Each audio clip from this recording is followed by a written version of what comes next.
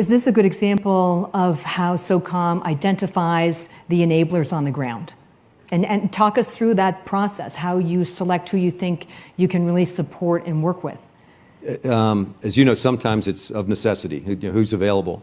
The one that I think is most discussed and most misunderstood is the evolution with our counterpart in Syria, the so-called Syrian Democratic Forces.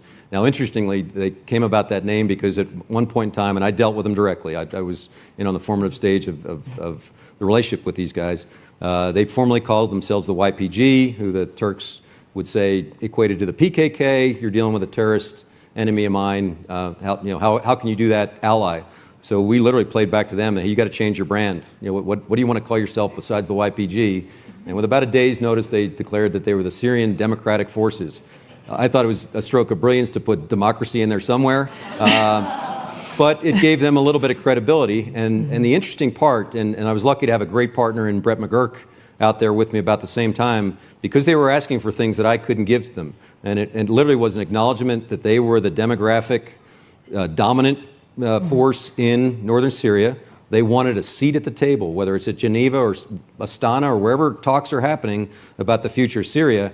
And because they had been branded as PKK, they could never get to the table. So while we paired with them militarily, Brett McGurk was able to keep them in the conversation and allow them the necessary legitimacy to be good partners for us. So it was literally something, I need you militarily.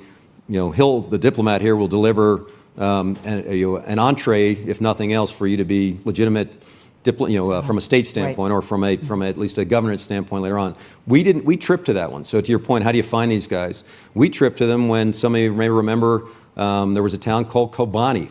I had to find it on the map. I had no idea where Kobani was.